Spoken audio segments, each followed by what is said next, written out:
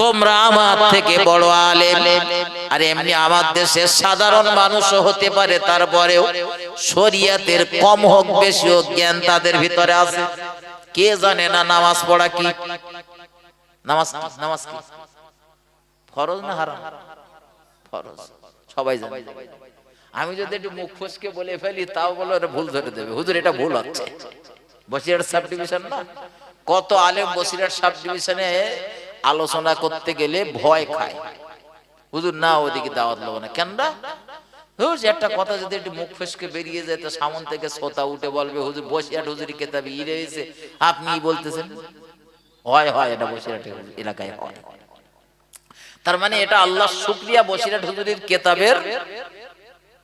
কেতাবের ফসলেরা কম হোক বেশি হোক পড়ে, তার থেকে কিছু সঞ্চয় করে। আমার ভাই বাবাজিরা আমার, আমি আপনাদের বোঝাচ্ছিলাম মাঝে মধ্যে দেখা যায় কিছু মানুষ মাদ্রাসাতে না গিয়েও ডিগ্রি অর্জন না করেও আলেম হতে পারে, আলেমের সঙ্গে স্পর্শে পড়ে। এজন্য বসিরহাটের আল্লামা হুজুর তিনি তার কিতাবের টিকাতে লিখেছেন, তিনি বলতে চেয়েছেন আলেম বলতে তাফসীরে জালালাইন আর মিশকাতুল মাসাবি এই দুটো কিতাবের জ্ঞান পড়ে হোক শুনে হোক থাকা লাগবে। তাফসীরে জালালাইন কোরআন শরীফের তাফসীরের কিতাব, আর মিশকাতুল মাসাবি দুটো তিনটে কিতাবের হাদিস শাস্ত্রের বিভিন্ন কিতাবের রসদের ভিতরে রয়েছে অনেকগুলো কিতাবের রসদ। এই মিশকাতুল মাসাবি এই দুটো কিতাবের জ্ঞান যার ভিতরে থাকবে সেই ব্যক্তিটা হলো আলেম। আমার কথা না, বসিরহাট আল্লামা হুজুরের কথা। কারণ আলেম হলে সে জানতে পারবে মদ খাওয়া কি, মদ খাওয়া হারাম। আলেম তো জানতে পারবে না, যারা আলেম না তারা জানবে। কথা বলেন, আলেম জানবে। আলেম মাদ্রাসাতে পড়েও হয়, কখনো আলেমের দরবার থেকেও আলেম হয়। আপনারা অনেকে মাদ্রাসায় পড়েননি কিন্তু আলেমদের সামনে বসে বসে কোরআন হাদিসের আলোচনা শুনে বহু জ্ঞান অর্জন করেছেন। তার ভিতরে একটা প্রশ্ন শুধু করেছি, ভাই নামাজ পড়া কি হালাল না হারাম? নামাজ পড়া যায়, নামাজ পড়া ফরজ না হারাম জিজ্ঞাসা করেছি আমি। আপনারা এক বাক্যে বলে দিয়েছেন ফরজ।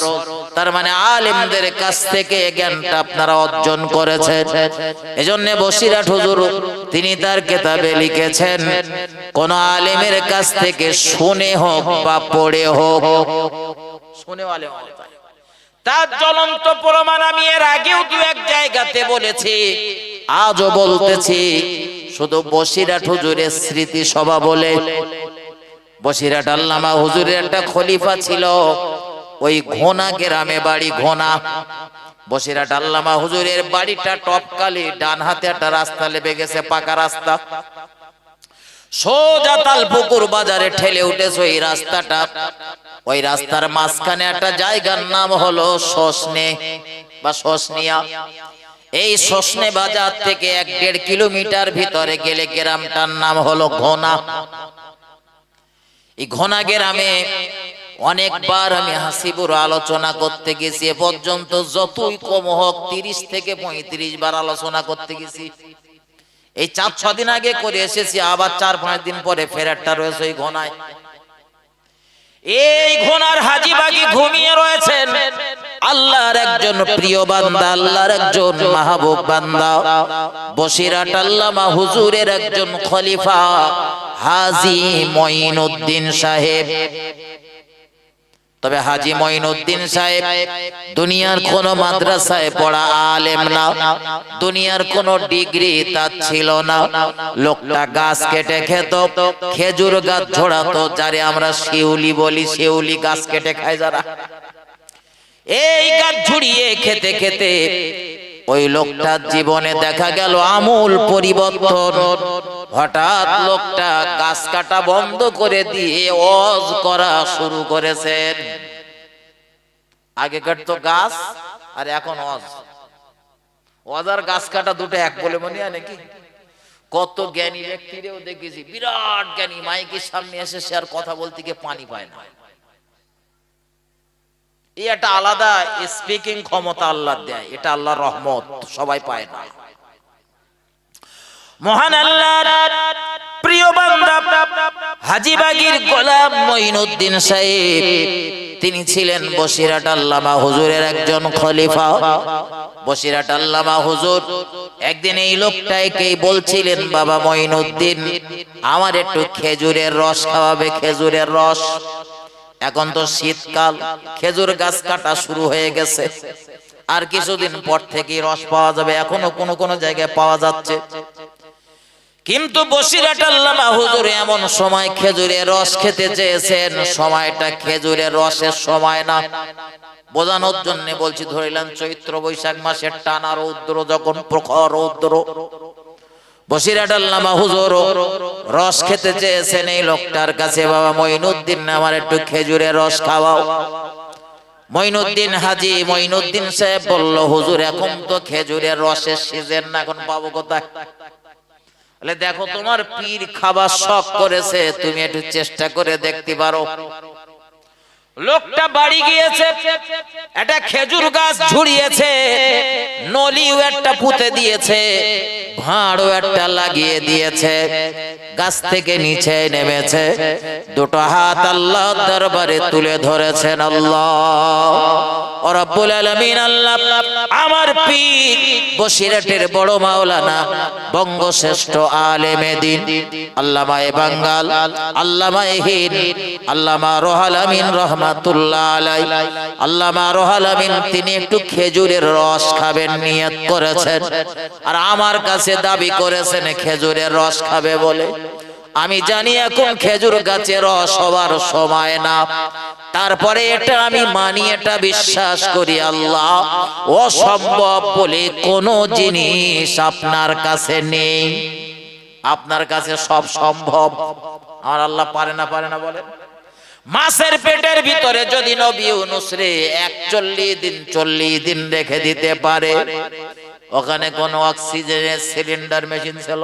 কথা বলেন, ছিল না।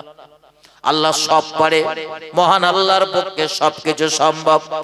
তাই চোখের পানি ছেড়ে দিয়ে তিনি কাঁদতেছেন, আল্লাহ আপনি সব পারেন, আমায় বেউজ্জতি করবেন না। কাল সকাল বেলা আমি যখন বসিরহাট আল্লামা হুজুরের দরবারে যাব, আমি যেন কিছু রস নিয়ে যেতে পারি, আমার পীর খাওয়ার শখ করেছে। আমি জানি এখন খেজুরের রস হবার সময় না, কিন্তু আপনি চাইলে ওই ভাঁড় ছাপিয়ে টুপিয়ে টুপিয়ে পড়বে, এটা আমি বিশ্বাস করি। দোয়া করতে গেলে 100% বিশ্বাস রাখতে হয় ওই দোয়ার প্রতি, যে আমার এই দোয়া আল্লাহ কবুল করবেন। কোরআন শরীফের ভিতরে মহান আল্লাহ বলেন, উদুনি আস্তাজিব লাকুম, বান্দারে আমি আল্লাহ আমায় ডাকো, আমি আল্লাহ আমায় স্মরণ করো, আমি আল্লাহ তোমার ডাকের সাড়া দেব। বসিরহাট আল্লামা হুজুরের খলিফা হাজী মঈনুদ্দিন সাহেব কেঁদেছেন, চোখের পানি ফেলেছেন। এই বিষয়টা গোলাম মাওলা সাহেব তার বেটা বসিরহাটের আর একজন বিখ্যাত আলেম, এই তো গত লকডাউনে মারা গেছে কিছুদিন আগে, তিনি বলছিলেন তার বাপের এই কিছু কথা আমার সঙ্গে, কারণ তার আব্বাস স্মৃতি সভাতে আমি হাসিপুর পর 7 বছর গিয়েছি। গোলাম মাওলা সাহেব যতদিন বেঁচে ছিলেন গেলাম, তারপর একবার গিয়েছি। এখন তিনি বলছিলেন বসিরহাট আল্লামা হুজুরের এই খলিফা সকালবেলা ফজরের নামাজ পড়ে ওই গাছতলাতে গিয়েছেন, গিয়ে দেখলো অবাক, আল্লাহ এত রস দিয়েছে, ওই ভাঁড় ছাপিয়ে নিচে টুপিয়ে টুপিয়ে রস পড়তেছে। একটু মহব্বত করে বলুন সুবহানাল্লাহ। সকালবেলা নিয়ে তিনি খেজুরের রস নিয়ে বসিরহাট আল্লামা হুজুরের দরবারে হাজির। কাজ স্মৃতিসভা, কাজ স্মৃতিসভা, হ্যাঁ হ্যাঁ, মনে করবেন না যে এটা হাসিপুরি স্মৃতিসভা হচ্ছে। আমার মতন মালের স্মৃতিসভা করে কোনো লাভ নেই। শোনেন, বসিরহাট আল্লামা হুজুর সকালবেলা যখন দেখলেন ভাঁড়লে হাজির, বললো বাবা এনেছো, হয়েছে? বলছে শোনা, আল্লাহর প্রতি ভরসা রাখলে আল্লাহ কখনো নিরাশ করে না। একটু বলুন সুবহানাল্লাহ। আমরা অনেক সময় দোয়া করি না, দোয়া করে সবসময় দোয়া কবুল হয়, আসলে ভরসা করতে পারি না। ভরসা করতে পারি না। ভরসা করে দেখেন মাল পাবেন। ভরসা এমন একটা বিষয়, তাওয়াক্কুল এমন একটা বিষয়, রবের প্রতি যদি আপনার পূর্ণ তাওয়াক্কুল থাকে আর ওটা যদি আপনার জন্য মঙ্গলজনক হয়, অবশ্যই আমার আল্লাহ আপনাকে দেবে। তবে আপনার জন্য ওটা মঙ্গলজনক হতে হবে। আমি চেয়ে বইছি আল্লাহ বাড়ি যাব যখন, যেন আজকের কোটি কোটি টাকা পাই। কত? 1 কোটি। আচ্ছা, এই এরা যা সাদা ভর্ত তুলেছে 1 কোটি টাকা হবে? হ্যাঁ, আমি যদি চাই এরকম ভরসা করলে হবে? যাহলে এরা যেন আমার 1 কোটি দেয়, আমি মাল বাড়ি লাবো। কিন্তু আবার আমার আল্লাহ সবই পারে, সবই পারে। তবে হারাম কাজে যেন খবরদার যাবেন না। হারাম কাজে টাকা রোজগার করবেন না। এই লাইভ চলতেছে, আমি নামটা বলতে পারছি না। সেদিন একটা ছেলে 1 কোটি টাকা পেয়ে, কত বলিস বলেন? 1 কোটি লটারির টিকিট কেটে। তা আর এক চাষা চার দোকানে বসে গল্প করতেছে, ছেলেটার কি কপাল ভালো বলো দিন দেখি, ছেলেটার কি কপাল ভালো বলো দিন। তা পাশের লোক বলতেছে কেন? দেখো দেখো 30 টাকার একটা টিকিট কেটেছে আর 1 কোটি টাকা পেয়েছে। ভাই ওর কপাল ভালো না খারাপ ভাই? হ্যাঁ,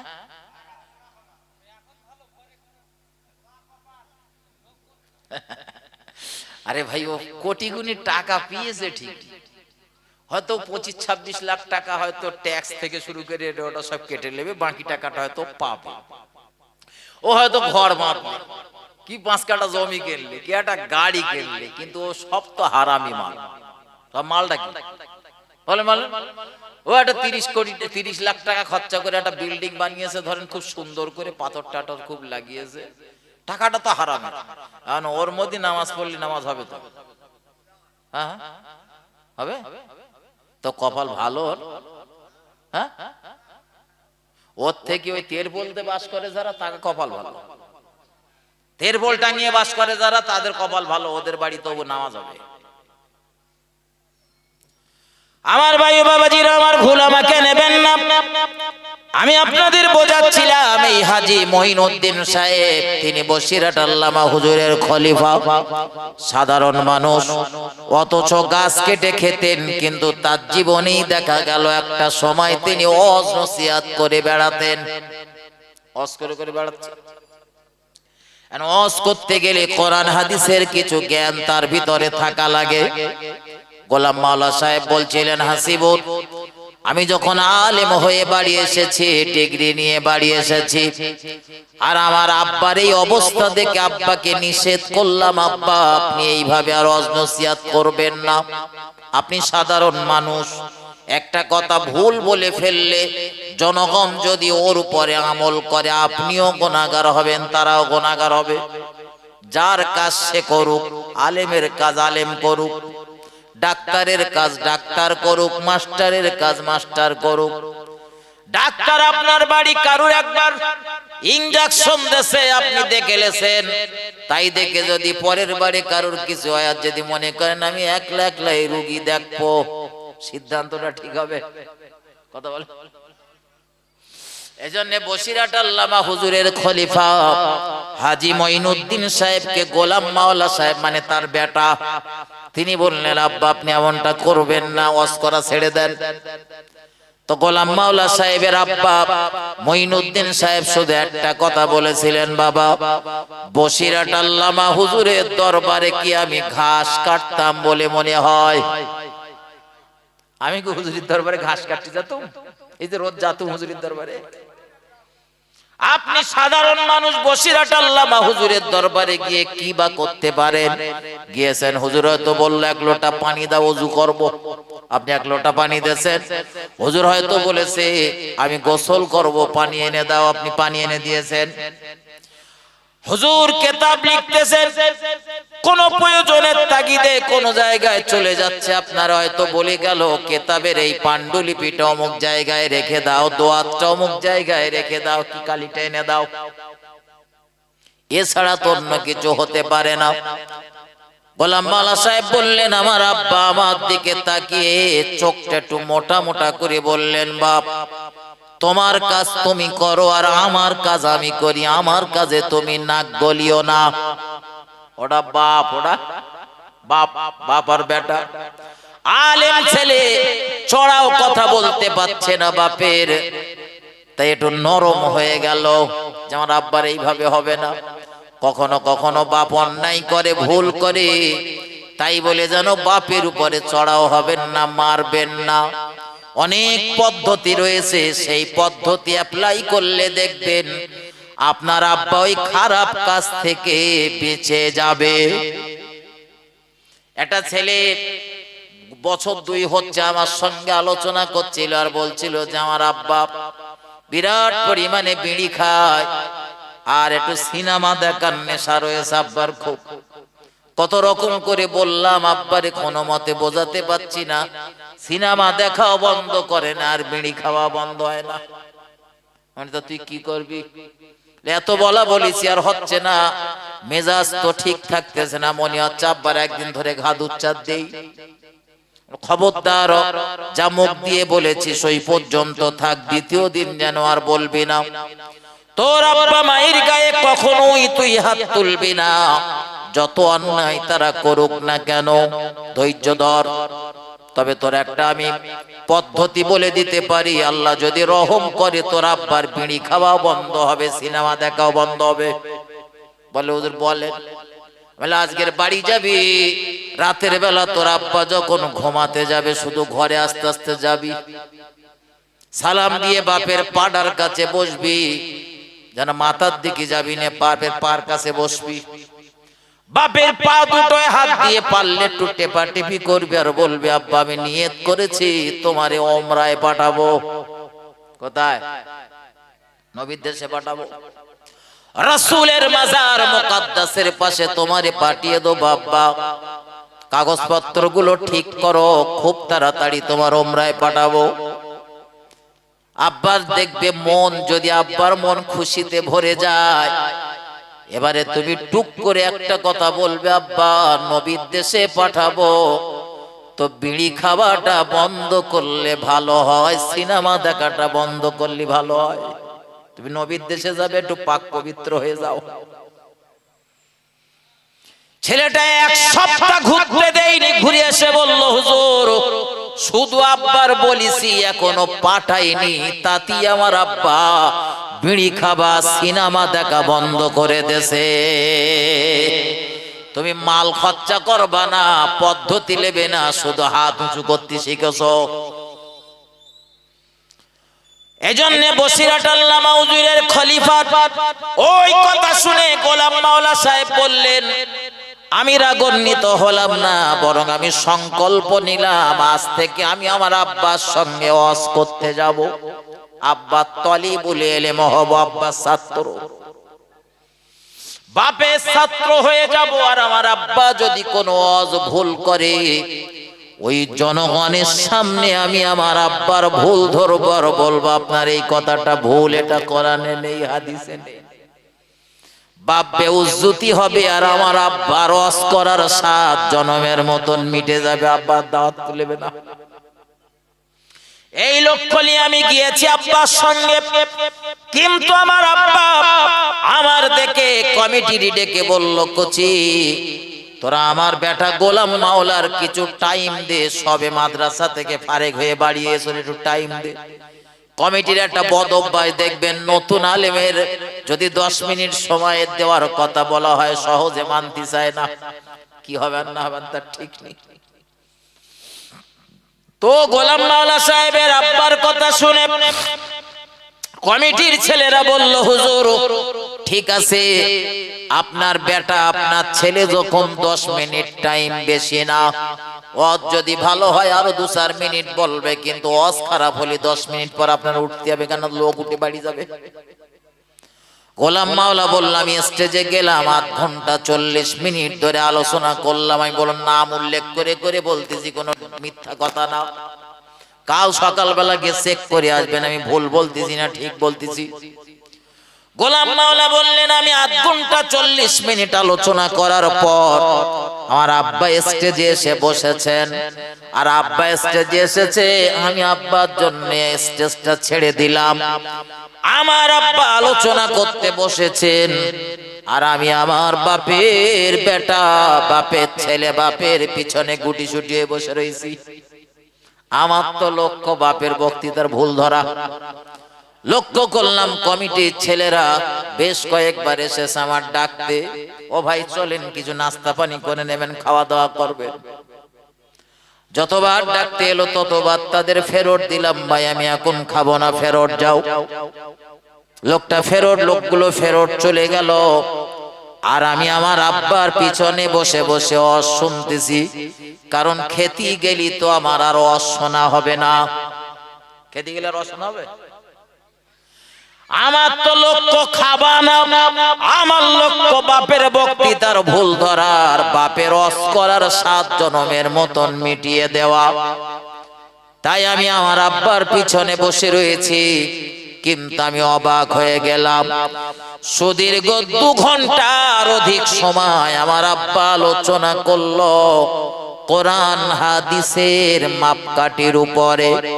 কিন্তু আমি একজন টাইটেল পাস করা মাওলানা, আমার ক্ষমতা হলো না আমার বাপের বক্তৃতার ভুল ধরা। এজন্য বসিরহাট আল্লামা হুজুর বলেছেন, আলেম বলতে তাফসীরে জালালাইন আর মিশকাতুল মাসাবি, এই দুটো কিতাবের জ্ঞান পড়ে হোক শুনে হোক, তার ভিতরে থাকলে আলেম।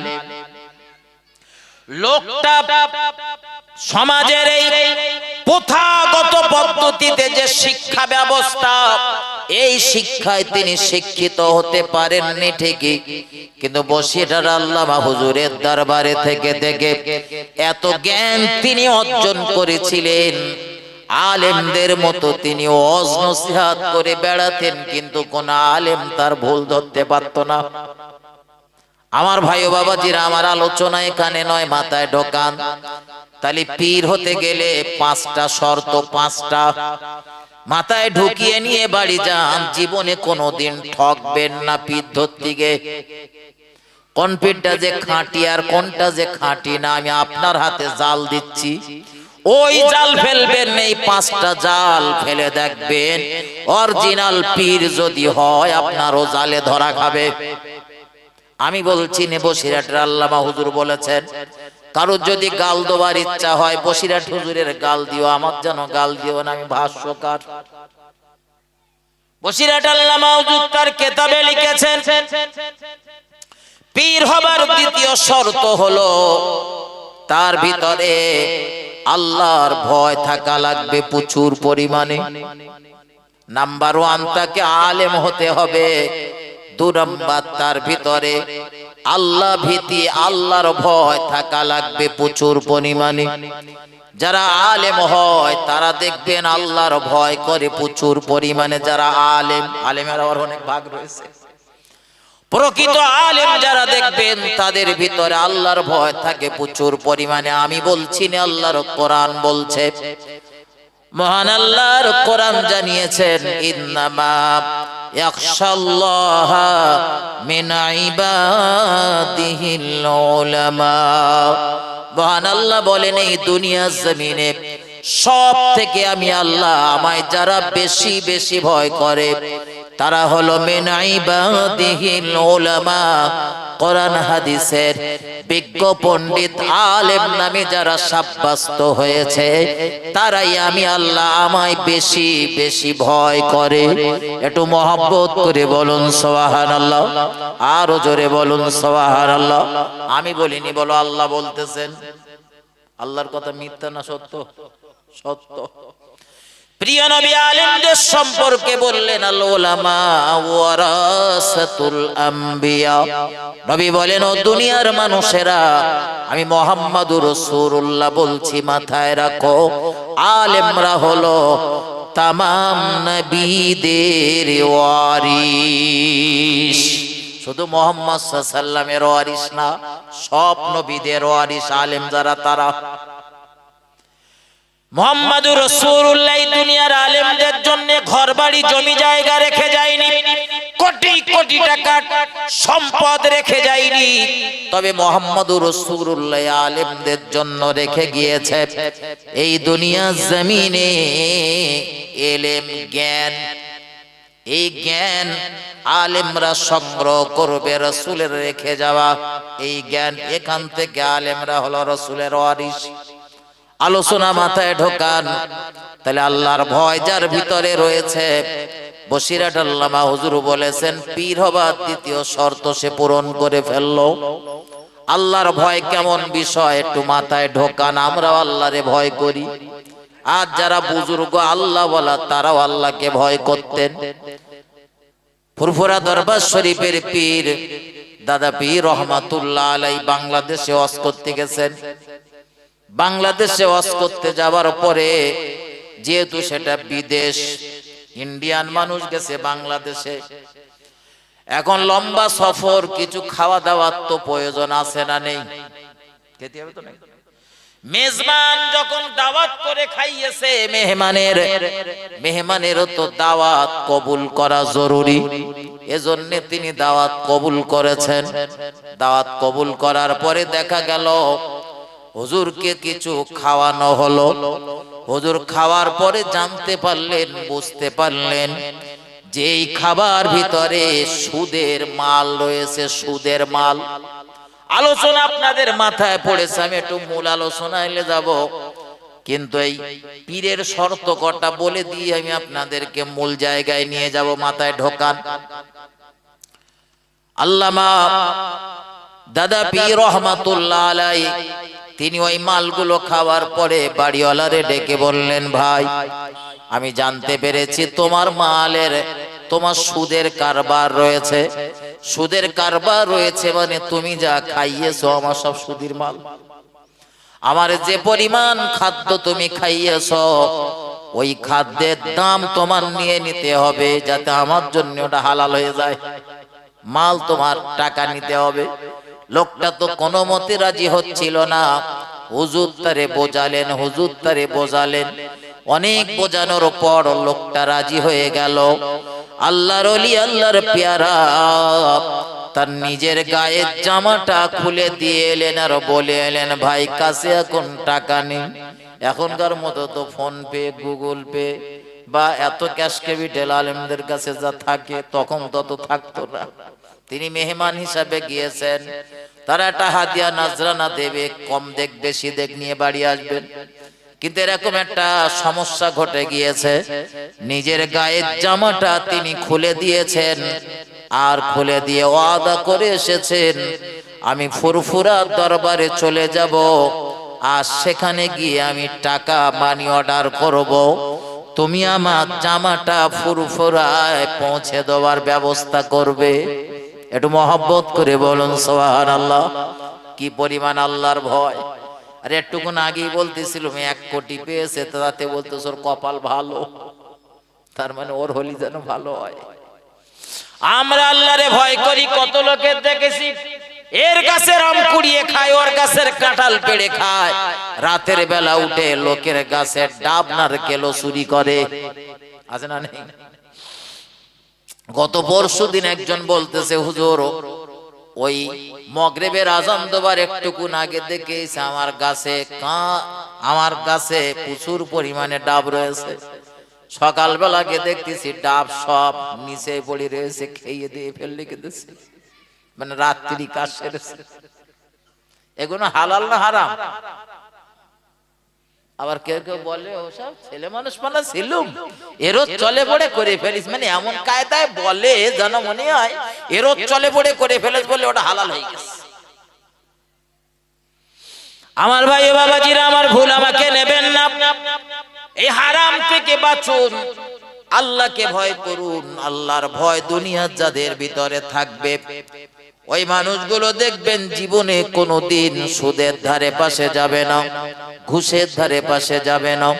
আল্লাহর ভয় যাদের ভিতরে থাকবে তারা জীবনে কোনোদিন চিটিংবাজি করবে না, মিথ্যা বলবে না। আল্লাহর ভয় যাদের যাদের ভিতরে থাকবে তারা কখনো তাদের বোনের ফারাজ হক নষ্ট করবে না। আল্লাহর ভয় যাদের ভিতরে থাকবে তারা কখনো তাদের বাপ মার সঙ্গে খারাপ আচরণ করবে না। আল্লাহর ভয় যাদের ভিতরে থাকবে ওই স্বামীগুলো কখনোই তাদের বিবির সঙ্গে খারাপ আচরণ করবে না, আর ওই বিবিগুলো কখনো তাদের স্বামীর সঙ্গে খারাপ আচরণ করবে না।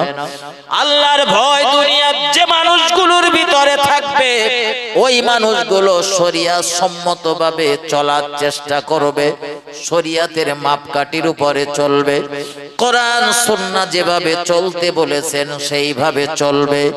এজন্যই বলো বন্ধু, বসিরহাট আল্লামা হুজুর আগে বলেছেন পীর হতে গেলি প্রথম শর্ত আলেম, তার মানে কোরআন হাদিসের জ্ঞান থাকা লাগবে। আমি যেটা কাজ করতেছি ওটা জায়েজ না, ওটা জায়েজ না, না জায়েজ ওটা তো জানা লাগবে, ঠিক না? বল কথা বলেন। আপনি যে কোনো একটা আমল করবেন কিন্তু সেই আমলটা করা যাবে কি যাবে না এটাও তো জানা লাগবে। এজন্য আপনাকে আলেম হতে হবে। 2 নম্বরে আল্লাহর ভয়। তবে আল্লাহর শুকরিয়া আমরা আল্লাহকে ভয় করি। মাঝে মধ্যে হয়তো দেখা যায় আমাদের ভিতর থেকে আল্লাহর ভয় উধাও হয়ে যায় কিছু কাজকাম করার সময়। গতদিন সম্ভবত আপনাদের ওই মাদ্রাসার ময়দানে বলতেছিল কত মানুষ আমরা রয়েছি পরের দিকে হিংসা করি, নিজেদের জীবনের উপার্জিত মালগুলো আমরা আবার নিজেরাই নিজ হাতে ধ্বংস করি। করি না? করি না? সারা জীবন নামাজ পড়লাম, রোজা রাখলাম, হজ করলাম, যাকাত দিলাম, দান ধান করলাম, পাশের বাড়ির লোকের দিকে হিংসা করে করে আমার জীবনের এই নেক আমলগুলো সব বরবাদ করে ফেললাম। বিরাট লাভবান হচ্ছে, পাশের বাড়ির লোকের হয়েছে আমার তাতে বলেন আমার কি সমস্যা? আল্লাহ আমারও দেবে। হিংসা করবে না, কখনো হিংসা করবে না। হিংসা খুব ভয়ানক জিনিস। হিংসা করে কেউ কখনো সফল হতে পারে না, কেউ কখনো হিংসা করে সফল হয় না। আমার ভাই ও বাবাজিরা আমার, দেখবেন আল্লাহর ভয় যাদের ভিতরে রয়েছে তারা কখনো কোনো মানুষের অপকার করবে না, কোনো মানুষের ক্ষতি করবে না। কিন্তু আমার সমাজে কিছু মানুষ রয়েছে দেখবেন ভালো জিনিস দেখে তার দিকে বদনজর দেয়। ভালো একটা কচি দেখেছে তার দিকে বদনজর। বদনজর আছে না নেই? কথা বলেন, আছে। বদনজর যদি গাছের ফসলে পড়ে ও ফসল নষ্ট করে দেওয়ার ক্ষমতা রাখে বদনজর। বদনজর এত ভয়ানক জিনিস, আপনার ওই সম্পদের উপরে যদি কারোর বদনজর পড়ে আপনার সম্পদ শেষ করে রেখে দেওয়ার ক্ষমতা রাখে বদনজর। মুহাম্মাদুর রাসূলুল্লাহ সাল্লাল্লাহু আলাইহি ওয়াসাল্লাম এই বদনজর থেকে বাঁচার জন্য হাসান আর হোসাইনের জন্য পেরায় পেরায় দোয়া পড়ে ওদের গায়ে ফুঁক দিতেন, হাসান আর হোসাইনকে। আর মুহাম্মাদুর রাসূলুল্লাহ সাল্লাল্লাহু আলাইহি ওয়াসাল্লামের উপরে হিংসা করে কত মানুষ তো কত কি করেছে। কখনো নবীকে মেরেছে, কখনো গালি দিয়েছে, কখনো ঘরবাড়ি ছাড়া করেছে। আল্লাহর হাবিব কখনো জিহাদের ময়দানে দাঁড়িয়েছে, আবার কখনো আমার নবীকে জাদু করে শেষ করে দেবার সংকল্প হয়েছে। রাসূলকেও জাদু করা হয়েছে। কোরআন শরীফের 30 পারা সূরা ফালাক আর সূরা নাসের শানে নজুলটা দেখে নেবেন, কি ভয়ানক ছিল সে জাদু। আল্লাহর হাবিব সাল্লাল্লাহু আলাইহি ওয়াসাল্লাম একাধারে 6 মাস অসুস্থ হয়েছিলেন। এমন ভয়ানক জাদু করেছিল ইহুদিরা। মুহাম্মাদুর রাসূলুল্লাহ যখন কোনো কথা বলতেন ভুলে যেতেন, কোনো কাজ করতেন ভুলে যেতেন, আস্তে আস্তে অসুস্থ হয়ে পড়লেন। নবী আমার এত অসুস্থ হয়ে পড়লেন, বিছানায় শুয়ে রয়েছেন, আরাম করছেন। পায়ের কাছে একজন ফারিস্তার, মাথার কাছে একজন ফারিস্তা দাঁড়িয়ে গেল। দুজন ফারিস্তার ভিতরে কথোপকথন চলছিল। হাদিসটি বুখারী শরীফের ভিতরে রয়েছে। হাদিসটি বর্ণনা করেছেন রাসূলের প্রিয়তমা বিবি আমাদের আম্মা জান আয়েশা সিদ্দিকা রাদিয়াল্লাহু তাআলা আনহা। তিনি বললেন আল্লাহর হাবিবের পায়ের কাছে একজন ফারিস্তার, মাথার কাছে আর একজন ফারিস্তা দাঁড়িয়ে নিজেদের ভিতরে আলোচনা করছিলেন এই ব্যক্তিটার কি হয়েছে, মানে রাসূলের কি হয়েছে। ফারিস্তা জবাব দিলেন, অপর ফারিস্তা জবাব দিলেন এই ব্যক্তিটা জাদু করা হয়েছে। জাদু, জাদু আছে, জাদুর ক্রিয়া আছে। যাদের জাদু করা হয় ও লোক দেখলেই বোঝা যাবে যে লোকটা জাদুগ্রস্ত হয়ে রয়েছে।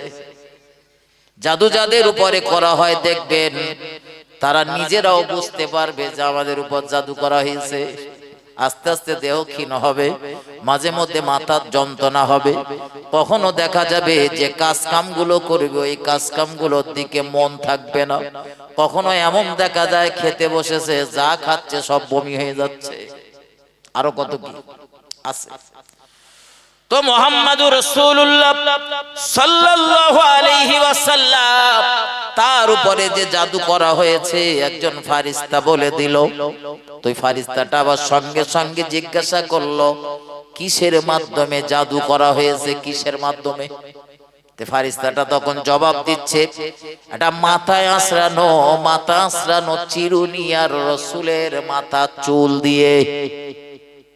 মাথা আমরা আঁচড়াই না চিরুনি, কাকুই কত কি বলি, ওই মাথা আঁচড়ানো চিরুনি দিয়ে আর রাসূলের মাথার চুল দিয়ে। ওই চুলটায় 11টা গিঁট দেওয়া রয়েছে। 11টা কটা? 11টা। তার মানে চুলটা বড়। একটা চুলে যদি 11টা গিঁট দেওয়া হয়, চুলটা তো ধরে গিঁট দেওয়ার তো পরিবেশ থাকা লাগবে। রাসূলের জীবনের দিকে তাকান, আল্লাহর নবী 3 রকম ছাঁটে চুল কেটেছেন। 3 রকম। আল্লাহর হাবিব কখনো চুল কেটেছেন বাবরি ছাট, এই কানের লতি পর্যন্ত লম্বা লম্বা বাবরি ছাট। আবার কখনো রাসূল চুল কেটেছেন মাথার চতুর্দিকের অংশগুলো সমান ছাট একরকম। আবার রাসূলুল্লাহ জীবনে যখন হজ উমরা করেছেন মুহাম্মাদুর রাসূলুল্লাহ চুল কেটেছেন, নেড়া হয়েছেন, মাথা মুন্ডন করেছেন। এই 3 রকম ছাট বিশ্ব নবীর ছিল। আমরা কত রকম ছাট দেখি, আল ছাট, মালসা ছাট, তেরে নাম ছাট, ঘোড়া ছাট, আরো কত ছাট রয়েছে, আছে না নেই? তুমি দুনিয়ার যে নায়ক নায়িকাদের দেখেই সব ছাট মারতেছো। রাসূলের কথা অনুযায়ী হাসরের ময়দানে তোমার হাসরটা হবে ওই নায়ক নায়িকার সাথে।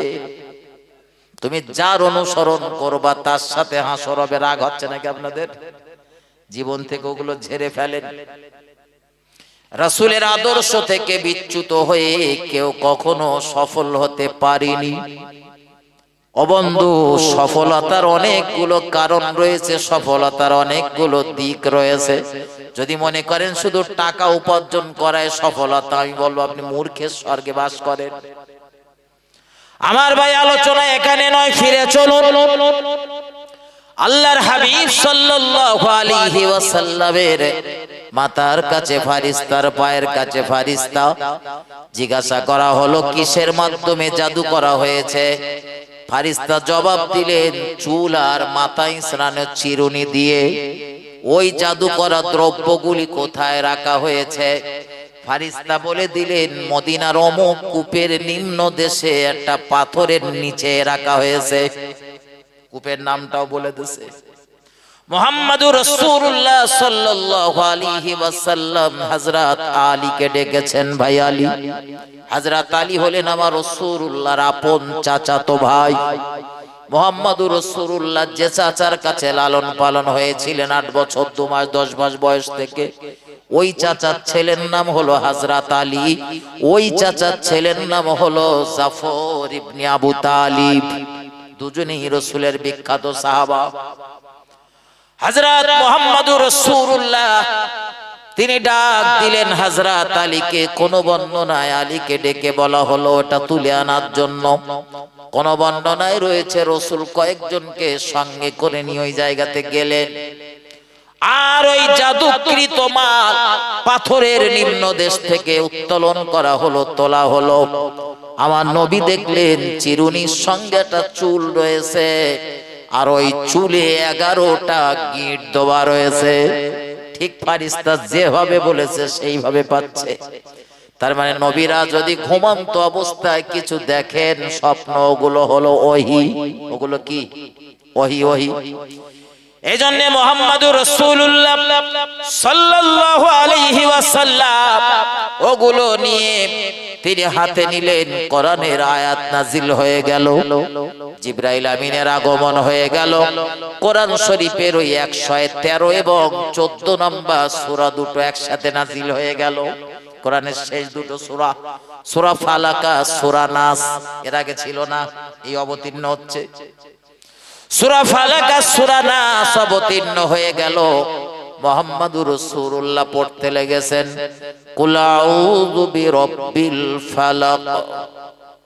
ওই গিঁটের, চুলের গিঁটের ভিতর থেকে একটা গিঁট এমনি এমনি খুলে গেল।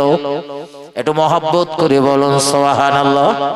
হাত দিয়ে খোলার দরকার হয়নি। রাসূল একটা আয়াত পড়লেন, একটা গিঁট খুলে গেল। দুটো আয়াত পড়লেন, দুটো গিঁট খুলে গেল। এই দুটো সূরাতে আল্লাহ 11টা আয়াত দিয়েছে। একটা সূরায় 5টা আর একটা 6টা, টোটাল 11টা। চুলের গিঁট কটা? 11টা। রাসূল পরপর 11টা আয়াত তেলাওয়াত করলেন।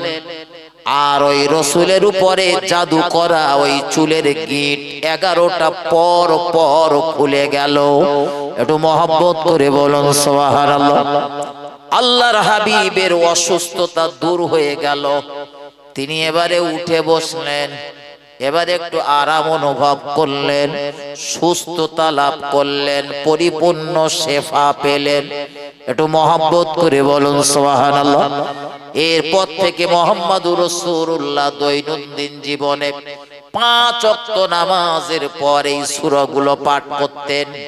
সূরা ফালাক, সূরা নাস, এগুলো পড়তেন রাসূল। কেন? যাতে আর কেউ জাদু না করতে পারে, আর কারো বদনজর আসর না করে, কাজ না করে। এজন্য ফ্রি পয়সায় তাবিজ দিচ্ছি, কাল থেকে লেগে যাবেন, কেউ যেন ফাঁকি দেবেন না।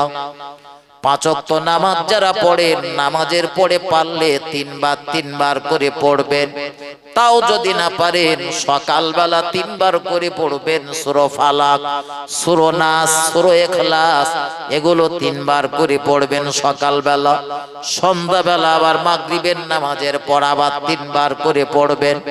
আল্লাহ চাইলে যত মানুষ যত ক্ষতি আপনার করুক না কেন, যত জাদু, যত বান, যত বদনজর মারুক না কেন, এটা যদি জিন্দেগিতে আমলে পরিণত করতে পারেন, কেউ আপনার কোনো ক্ষতি করতে পারবে না। আমার ভাই ও বাবাজিরা আমার, তবে প্রশ্ন জাগতে পারে, হুজুর রাসূলের করেছিল কেন? আসলে রাসূলের ক্ষতি করতে পেরেছিল, তখন তে দুটো সূরা ছিল না। নবীর ক্ষতি হবার পরেই এই দুটো সূরা নাজিল হয়েছে। এজন্য নবী পরবর্তীতে আমল জারি করেছিলেন, আমল করবেন। আমার ভাই ও বাবাজিরা আমার, ভুল আমাকে নেবেন না। আমি আপনাদের বোঝাচ্ছিলাম, আল্লাহর ভয় যাদের ভিতরে থাকে না, তারা মানুষকে কত রকম ভাবে শত্রুতা করে, কত রকম ভাবে মানুষের ক্ষতি করার সংকল্প করে। কখনো জাদু টোনা বানের মাধ্যমে, কখনো বদনজরের মাধ্যমে, কখনো মানুষের নামে মিথ্যা তোহমাত, দুর্নাম বদনাম করে, কখনো মানুষকে হেয় করার জন্য, বেউজ্জতি করার জন্য।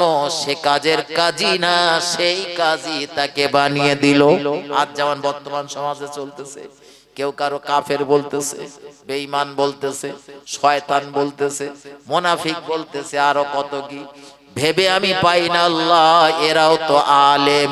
আর তোমার নবী হাদিস শরীফের ভিতরে তো বলেছে, যদি কোনো ব্যক্তি কাউকে কাফের বলে, শয়তান বলে, ওই ব্যক্তিটা যাকে লক্ষ্য করে বলেছেন, সে যদি কাফের বা ইবলিস বা শয়তান না হয়, তার ভিতরে ওই গুণ না থাকে, যে বলেছে সে হয়ে মরবে। সব জায়গায় সুবহানাল্লাহ। আপনি আমারে কাফের বলেছেন, তা আমি যদি কাফের না হই, তা আপনি কাফের হয়ে মরবেন। কিছু বুঝতে পারছেন? আর আমাদের কাছে তো মুড়ি মুড়কির মতন ফিড়ি কাফের, ঠিক না? বলবো কথা, মুড়ি মুড়কির মতন কিছু একটা হয়েছে, কাফেরের বাচ্চা।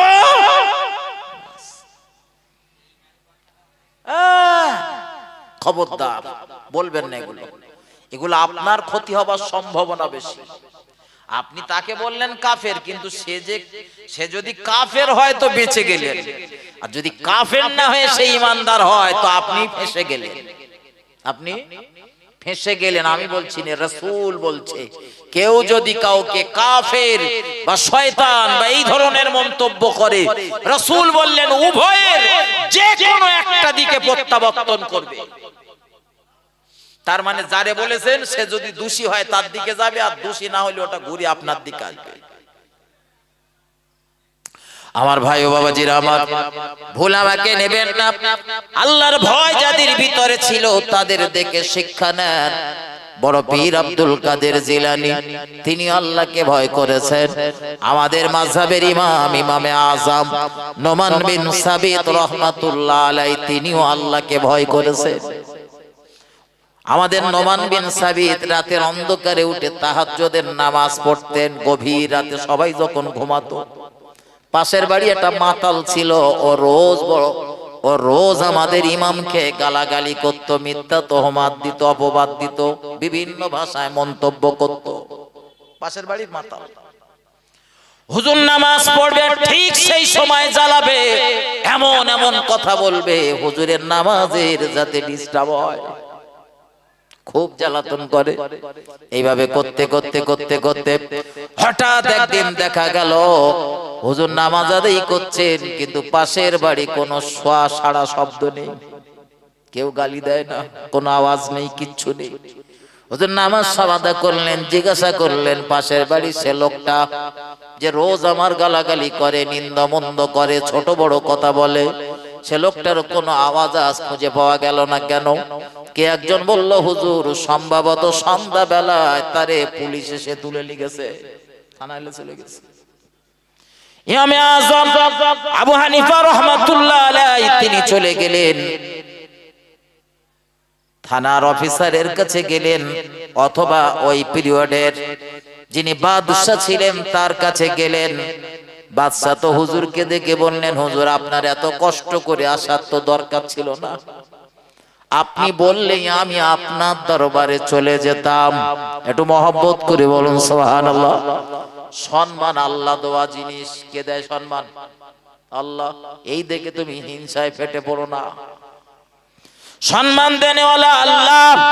এত সম্মান আল্লাহ আমাদের মাযহাবের ইমামকে দিয়েছিল, বাদশা পর্যন্ত ভয় পেত, যখন তখন মনে হয় আমার গদি উল্টে যাবে। আমার গদি না, আমি ডাকলি 4টে লোক আসে না, ইমামে আযম ডাকলি 12টা লোক আসে। ভয় লাগবে না? লাগবে। দল ভারী কার? এই জন্যই তো ইমামে আযম রে চেষ্টা করা হলো যে হুজুর আপনি এই একটা পদ নেন। কি পদ? না আপনি বিচারকের পদ নেন, আপনি বিচার করে করবেন। ইমামে আযম বললেন আমার পক্ষে ওটা সম্ভব না, আমি বিচারক। বিচার তো করবেন হাসরের ময়দানে মহান আল্লাহ। কে করবে? আল্লাহ। এক চুল পরিমাণ এদিক ওদিক হবে না, কোন কোল্টান সোল্টান নীতি সেদিন হবে না। দুনিয়াতে অনেক সময় দেখা যায় যে দোষ করেছে, এক কাপ চা খেয়ে গেছে, তারপরেও সে নির্দোষ, দোষ করার পরেও নির্দোষ। যে নির্দোষ অনেক সময় তাকে দোষী বানিয়ে দেওয়া হয় আমার সমাজে।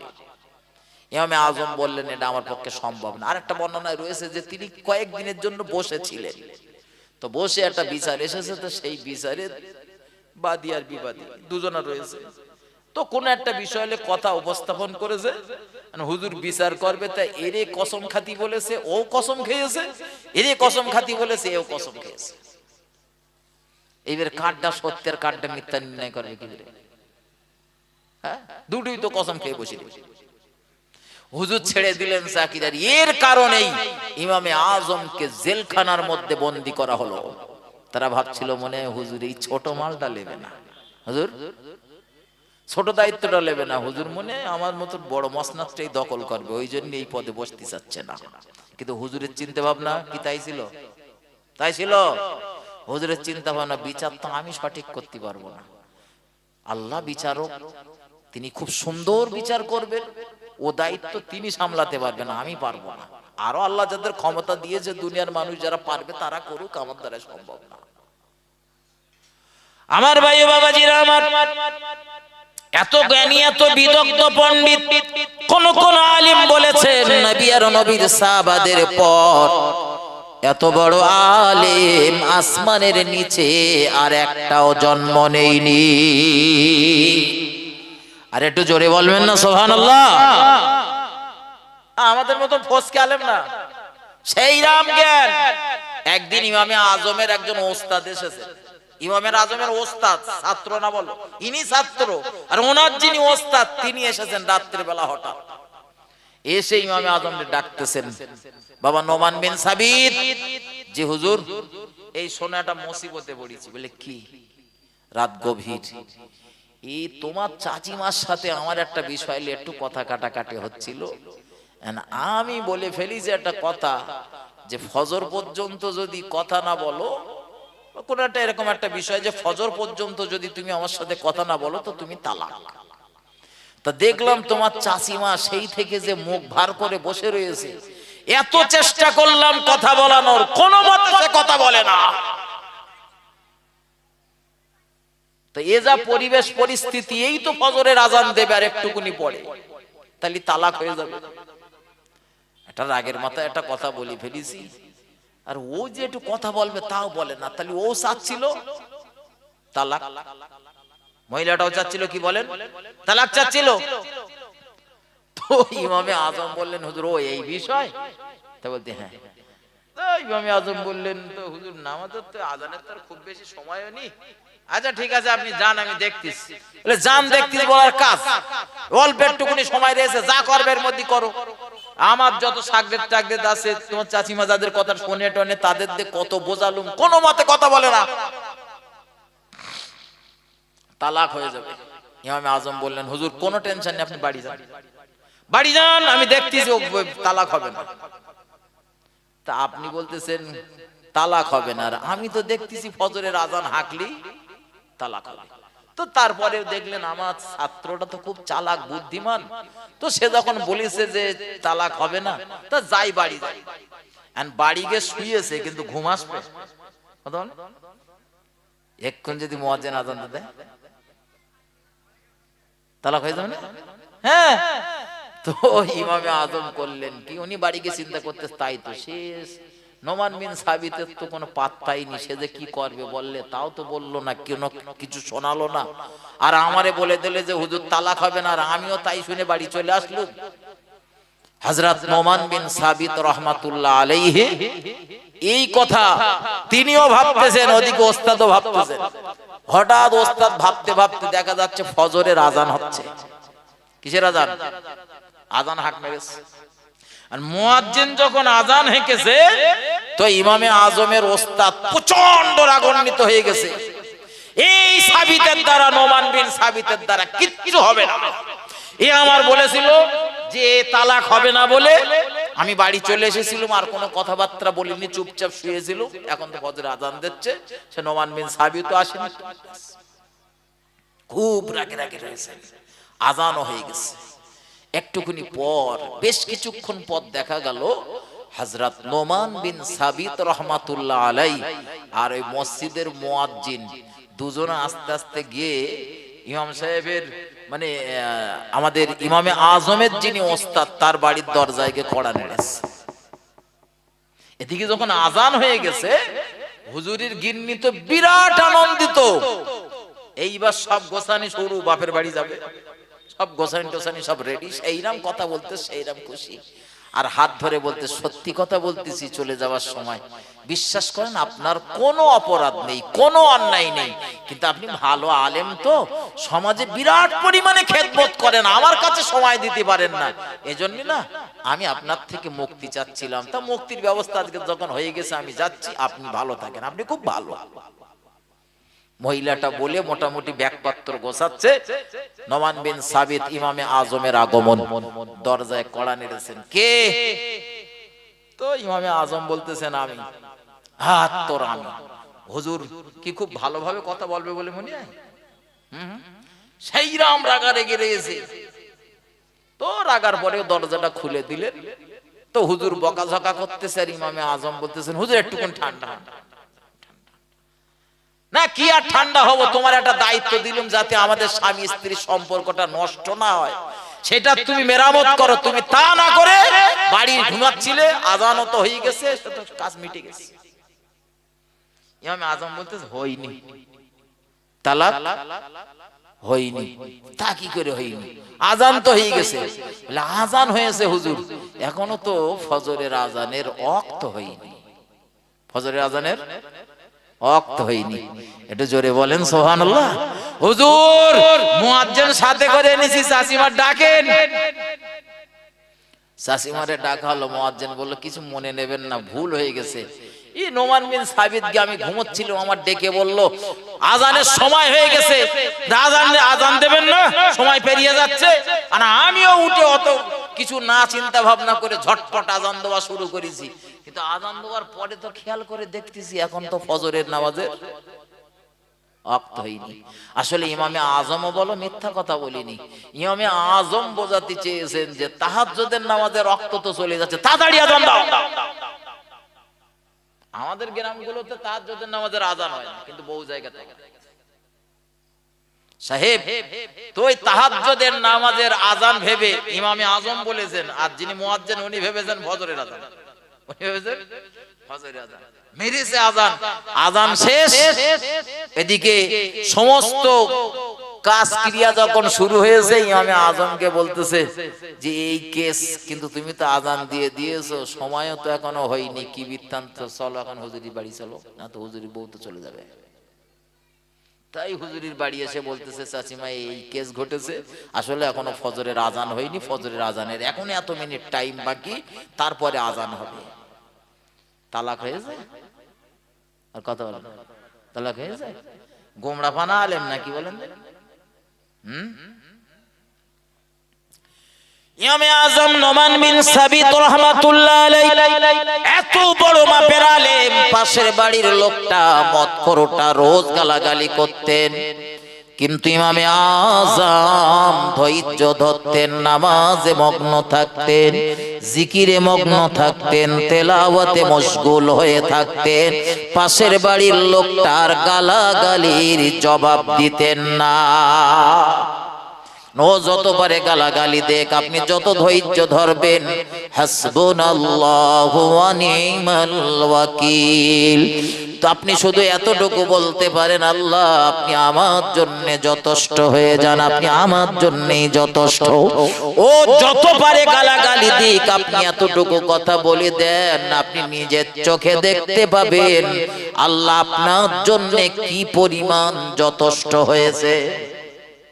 ইমামে আজম দেখলেন সেদিন গালাগালি হচ্ছে না, সংবাদ শুনেছেন, তাকে ধরে নিয়ে গেছে। তো তিনি রাজ দরবারে হাজির হয়ে গিয়েছে। বাদশা বলতেছেন হুজুর আপনি আমার দরবারে এসেছেন, এত কষ্ট করে এত ব্যস্ততার ভিতরে, বললে তো আমি চলে যেতাম আপনার কাছে, একবার শুধু বললি আমি আপনার দরবারে চলে যেতাম, আপনার এত কষ্ট করে আসার দরকার নেই। এই ইজ্জত আল্লাহ, ইজ্জত হলো আল্লাহ দেওয়া দান, ইজ্জত আল্লাহ দেওয়া দান। এই দেখবেন ভোটের সময় আমি রাজনীতির কথা বলি না, বোঝানোর জন্য বলতেছি, যে কোনো ভোটের সময় দেখবেন বড় বড় নেতারা বিভিন্ন আলেমদের কাছে আসে, বিভিন্ন ধর্মগুরুদের কাছে যায়, তোমাদের লোকজনের একটু বলে দিও, আমি যেন দেয়। আমার ভাই বাবাজিরা আমার, ইমামে আজম গেলেন আর গিয়ে বললেন লোকটার কি অপরাধের জন্য ধরে এনেছ?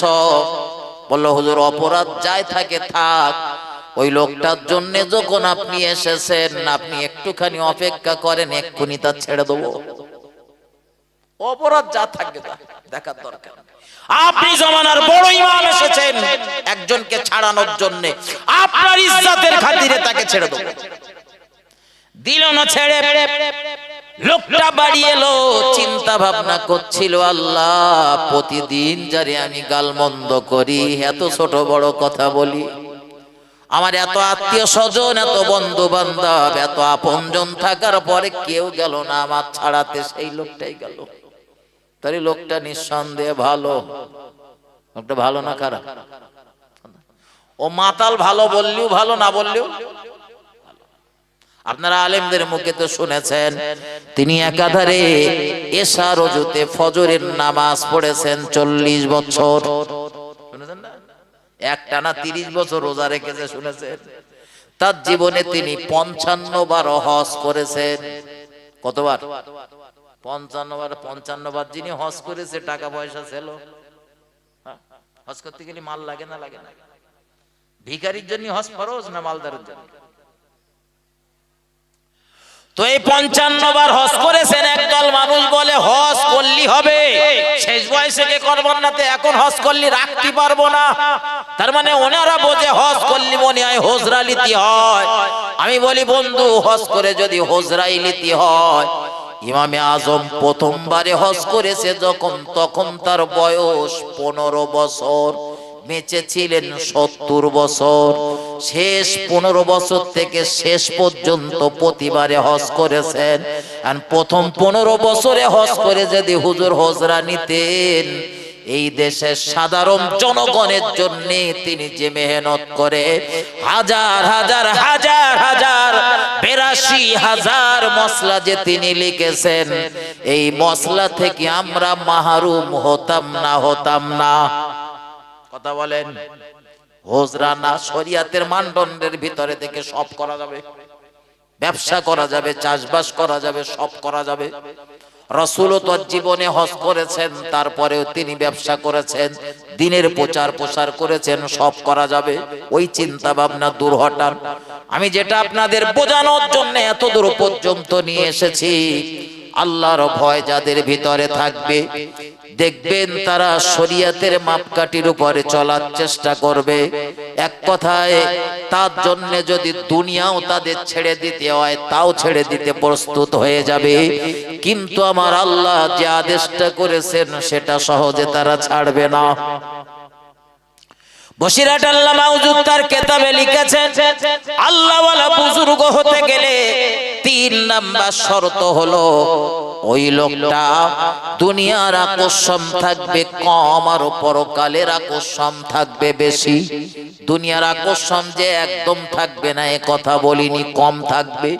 তার মানে পেটের ক্ষুধার জ্বালা আল্লাহ সবার দিয়েছে, সবার খাওয়া দাওয়া লাগে, লাগে না লাগে না? সবার খেতে হয়, এজন্য কম থাকবে দুনিয়ার আকর্ষণ, কিন্তু পরকালের আকর্ষণ থাকবে বেশি। আমার সমাজে দেখা যায় আমাদের ভিতরে কার বলবো না বা রাগ করবেনি, আমাদের দুনিয়ার আকর্ষণ বেশি আর পরকালের আকর্ষণ কম। যত দুনিয়া দুনিয়া করে পাগল হবেন, দুনিয়া তত আপনার দিকে পেছন ঘুরিয়ে দেবে। আমার এই কথাটা মিলিয়ে নেন, আপনার জীবনে কাল থেকে পরীক্ষা করবেন। যত দুনিয়া দুনিয়া করবেন, দুনিয়া আপনার দিকে পেছন ঘুরিয়ে দেবে, মানে দুনিয়া সহজে ধরতে পারবেন না। যেই আপনি আল্লাহওয়ালা হয়ে যাবেন, পরকালমুখী চিন্তা ভাবনাতে ঢুকে যাবেন, দুনিয়ার চিন্তা আপনার ভিতরে কম হয়ে যাবে, পরকালের চিন্তা বেশি হয়ে যাবে। আপনি দেখতে পাবেন দুনিয়া না চাইতে আপনার পায়ে হামাগুড়ি খাচ্ছে। এটা আপনি দেখতে পাবেন নিজের চোখে, চেক করে দেখেন। ফুরফুরা দরবার শরীফের পীর দাদা পীর রহমাতুল্লাহ আলাইহি তার ছোট সাহেবজাদাকে বলতেন, বাবা তুমি যদি পরকাল চিন্তামুখীতে চলতে পারো, তুমি যদি আল্লাহ ভীতি অর্জন করতে পারো, পরকালের চিন্তায় যদি তুমি বিভোর হয়ে থাকো, আমি তোমার বাপ বলছি, তোমার বাড়ির সামন থেকে কখনো পালকি নড়বে না, সর্বদা পালকি লাগানো থাকবে, দেশের জনগণ তোমার মুখের দিকে তাকিয়ে থাকবে। ছোট হুজুর রহমাতুল্লাহ আলাইহির ওয়াজ আপনারা কেউ শুনেছেন? শুনেছেন? আমি সে বয়স হয়তো পাইনি, একজন ব্যক্তি পেয়েছি। আমি হয়তো সে বয়স পাইনি, তবে ছোট্টবেলা তোমার আব্বার মুখে শোনা ছোট হুজুর রহমাতুল্লাহ আলাইহি আমার যে নামটা ছোট হুজুর দিয়েছিলেন, আমি তখন খুব ছোট, একদম অল্প বয়স, 4-5 দিন বয়স। তো আমি ইদানিং ছোট হুজুরের বক্তৃতা ইন্টারনেটে পেয়েছি, তার থেকে শুনছিলাম যে হুজুরের আলোচনা, তার গলার যে খুব সুন্দর সুর টুর, তা বলো না, খুব যে সুর টুর দেওয়াজ করেছেন, তার সুর একটা দেশে যে গলা যে হেভি সুন্দর, শুনতে ভালো লাগতেছে তা না। অথচ আল্লাহর প্রিয় বান্দাকে তৎকালীন পিরিয়ডের মানুষেরা চিনত সুলতানুন ওয়াইজিন হিসাবে, ওয়াইজিনদের সম্রাট হিসাবে। তার মানে কি, এজন্য আমি আপনাদেরকে বলবো বন্ধু, দুনিয়ার আকর্ষণ কম রাখেন, পরকালের চিন্তা ভাবনা করেন। কত মানুষকে এই দুনিয়াতে দেখা যায়, দুনিয়ার চিন্তা ভাবনা যাদের কম, পরকালের চিন্তা ভাবনা যাদের বেশি, আমার আল্লাহ তাদের দুনিয়ায় এত পরিমাণ দিয়েছে, রাখার জায়গা তারা পায় না। কড়া নেবেন, কড়া নেবেন, ভুরি ভুরি উদাহরণ রয়েছে। বসিরহাট হুজুর, আপনি আজকে বসিরহাট হুজুরের স্মৃতি সভা করতেছেন, কিছু পয়সা করিতেছেন, তাই বলে বলো বসিরহাট হুজুর এসে আপনাদের বলে না যে আমার কবরের ধারে যাবে, কিছু মাল দিয়ে আসবা? বলে বলে বলে না, তিনি বলে না। কিন্তু তার কবরের ধারে গেলি আমাদের পকেটের টাকাগুলো বলে হুজুর যদি বেঁচে থাকতো তো 10 টাকা দিয়ে দিত। মনে হয় না? হয় না? হয়। ও বন্ধু, এজন্য মাথায় রাখুন, আমি আপনাদেরকে বলতেছি পীর হবার শর্ত হলো 5টা। 3টে বলে ফেলেছি। এ কথা বলার ইচ্ছা ছিল না, শুধু ওই যে বলতেছে পাগড়ি চোর, পাগড়ি চোর, পাগড়ি চুরি করে পীর হয়েছে। আমি তাই বলতেছি পীর হবার জন্য কারুর পাগড়ি দেওয়াও লাগে না, আর পাগড়ি চুরি করারও প্রয়োজন হয় না। আল্লাহর ওলি, আল্লাহর পেয়ারা, বসিরহাটের বড় মাওলানা, বঙ্গশ্রেষ্ঠ আলেমে দ্বীন হুজুর আল্লামা লিখেছেন, পীর হবার 4 নাম্বার শর্ত হলো সে সৎ কাজের আদেশ করবে আর অসৎ কাজের নিষেধ করবে। সৎ কাজের আদেশ আর অসৎ কাজের নিষেধ করবে, ভালো কাজের জন্য মানুষকে বলবে আর মন্দ কাজ থেকে বিরত রাখার চেষ্টা করবে। তার মানে এটা না যে আমি নামাজ পড়বো না, লোকের বলবো নামাজ পড়ো, এরম না। নিজে নামাজ পড়বো, অপরকে বলবো নামাজ পড়ার কথা। নিজে আমল করবো, অপরকে আমল করার জন্য উৎসাহ দেব। নিজে খারাপ কাজ থেকে বাঁচবো, অপরকে খারাপ কাজ থেকে বাঁচার জন্য আমরা আহ্বান করব। সৎ কাজের আদেশ, অসৎ কাজের নিষেধ। এদের দুনিয়ার জমিনে যদি আপনি অন্যায় হতে দেখেন, সেই অন্যায়ের প্রতিবাদ আপনার করতে হবে, তবে তার ধরন রাসূল আমাদের শিখিয়েছেন। নাম্বার 1, রাসূল শিখিয়েছেন আপনার হাতে যদি ক্ষমতা থাকে হাত দিয়ে প্রতিরোধ করতে বলেছেন। 2 নাম্বার, অন্যায়ের প্রতিবাদ করার শক্তি যদি আপনার হাতে না থেকে জবানে থাকে, জবান দিয়ে প্রতিবাদ করেন। 3 নাম্বার, হাত বা জবান দিয়ে যদি না পারেন তো কমসে কম অন্তর থেকে ঘৃণা করুন। ও বাবাজি ভাইজানের আমার, তাহলে পীর হতে গেলে 4টে শর্ত বলেছি। নাম্বার 1, আলেম হতে হবে। আবার বলে দিচ্ছি, 2 নাম্বার, খোদা ভীতি থাকা লাগবে প্রচুর পরিমাণে তার ভিতরে। 3 নাম্বার, দুনিয়ার আকর্ষণ থাকবে কম আর পরকালের আকর্ষণ থাকবে বেশি। 4 নাম্বার, ওই ব্যক্তিটি সৎ কাজের আদেশ করবে আর অসৎ কাজের নিষেধ করবে। ও বাবাজি ভাইজানেরা, পীর হতে গেলে এই 4টে শর্ত থাকা লাগবে। 5 নাম্বার, আল্লাহর ওলি, আল্লাহর পেয়ারা বসিরহাটের বড় মাওলানা তিনি বলেছেন পীর হতে গেলে 5 নাম্বার শর্ত হলো কোন কামেল পীরের দরবারে বেশ কিছুদিন থেকে আদব আখলাক শিক্ষা নিয়ে, আমল করার পদ্ধতি শিক্ষা নিয়ে ওই অনুযায়ী জীবন পরিচালনা করা। এই 5টা গুণ যে ব্যক্তিটার ভিতরে থাকবে, সে ব্যক্তির বাড়ি যেখানেই হোক না কেন, সে ব্যক্তিটাই হলো আল্লাহর ওলি। একটু মহব্বত করে বলুন সুবহানাল্লাহ। এই গুণ আপনার মহল্লায় কারুর ভিতরে পাওয়া গেলে সেও পীর। এই গুণ আপনার ভিতরে পাওয়া গেলে আপনিও পীর। যার ভিতরে পাওয়া যাবে এই 5টা গুণ, সেই হবে পীর। আর যার ভিতরে পাওয়া যাবে না, যতই ব্যানার আর সাইনবোর্ড টাঙাক না কেন, দেশে লাখ লাখ টাকা খরচা করে বিজ্ঞাপন মারলেও সে পীর হতে পারবে না। এটা মাথায় রাখবেন। এই যে 5টা শর্ত বলেছি, এতে পাগড়ি চুরি করার কোন শর্ত টর্ত আছে? কেউ কারোর পাগড়ি দেবে টেবে এরকম শর্ত আছে নাকি? হ্যাঁ, এই সব বলে দেশের জনগণের, দেশের সাধারণ মানুষগুলোর প্রচন্ড বিপদের ভিতরে ফেলতেছে। মানুষগুলো অসহায় হয়ে যাচ্ছে। কোন আলেমের কথা শুনবে, কার কাছে যাবে, কার কথা নেবে? এটা দরুদ শরীফ, আল্লাহুম্মা সাল্লি আলা সাইয়্যিদিনা মাওলানা মুহাম্মদ ওয়া আলা আলি সাইয়্যিদিনা মা আমিনা মুখ দেখিয়া বলে মুহাম্মদ আর দুঃখে ভরা কপাল রে তোর অমর সোনার চাঁদ মায়ামিনার দুটি চোখে অশ্রু ঝরে পড়ে আর বিশ্ব নবী এতিম হয়ে এলো আমার কোলে হায় আব্বা যে তার নেই মাথায় কে বুলাবে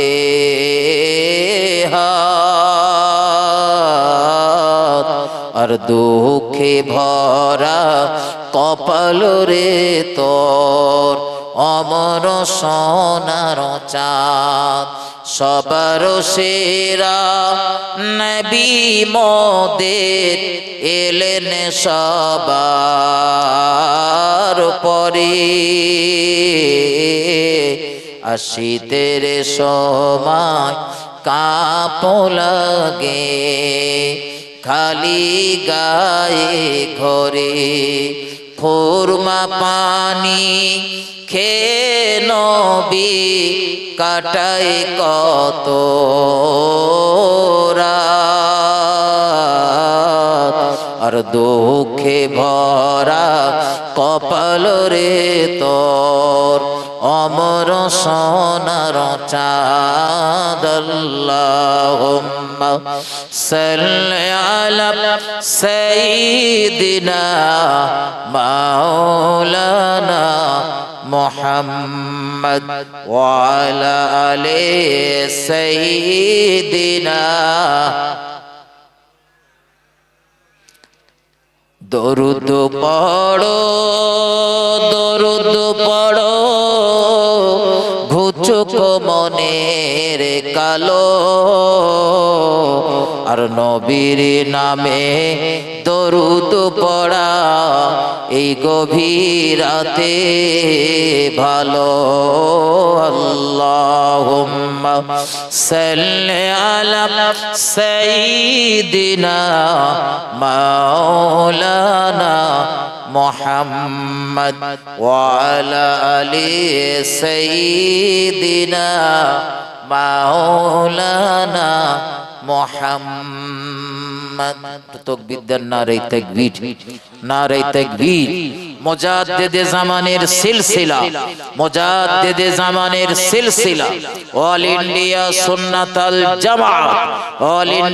সুন্নাতাল জামাত জনাব হাফেজ জনাব মাওলানা মুফতি গাজী রজব আলী সাহেব নারে তাকবীর আমার ভাই আমি বিদায় নিলাম আমার জন্য